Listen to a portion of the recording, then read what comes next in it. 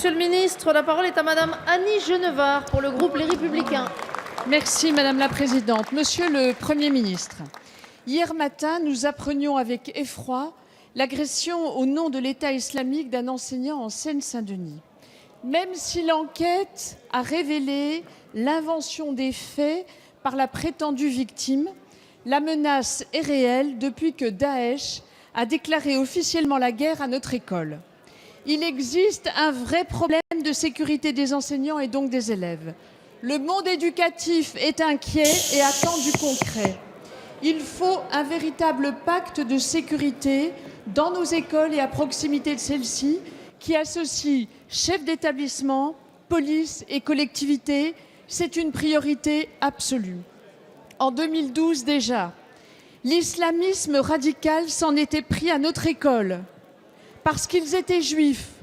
Mohamed Merah avait froidement assassiné des enfants et un professeur. Or, s'attaquer à l'école n'est pas seulement un acte de plus contre la France et sa civilisation. S'en prendre aux enseignants, c'est franchir un palier terrifiant, c'est attaquer la transmission du savoir affranchi de la tutelle religieuse. C'est donc véritablement une emprise totale que l'État islamique entend exercer sur la société française par la radicalisation grandissante d'élèves dans des écoles musulmanes mal contrôlées, par l'intimidation qui conduit les professeurs à renoncer à certains enseignements et aussi par la terreur qu'inspirent ces menaces de mort.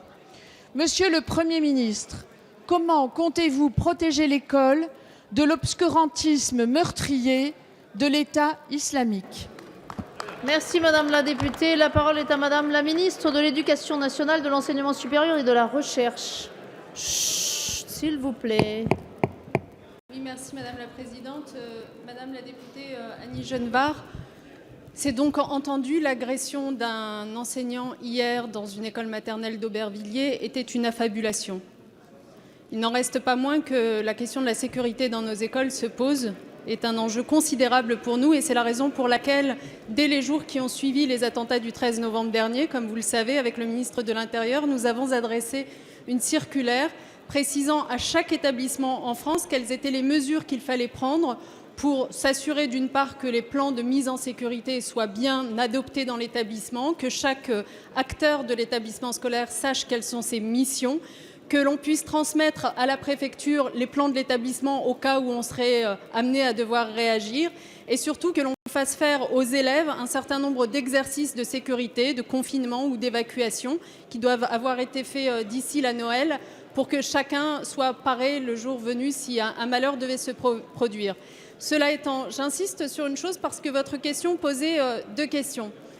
D'abord, sur les questions de sécurité, nous pouvons toujours faire mieux et avec le ministre de l'Intérieur, nous allons annoncer d'ici 2 jours d'autres mesures, notamment pour former au premier secours un nombre très important d'adultes au sein des établissements scolaires. Mais vous posiez aussi la question de ces établissements qui, disiez-vous, échappaient à certains enseignements ou n'osaient pas aborder certains sujets. C'est une question que nous avons beaucoup évoquée au lendemain de Charlie, en janvier dernier.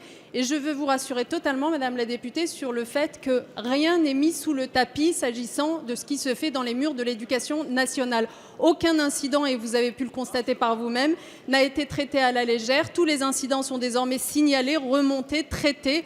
Un suivi est opéré. Des référents dans chaque académie vont dans les établissements où des problèmes peuvent se poser. Et les enseignements sont bel et bien tenus. Nous y veillons. Et la laïcité n'a jamais été affirmée avec autant de force que par ce gouvernement dans l'école.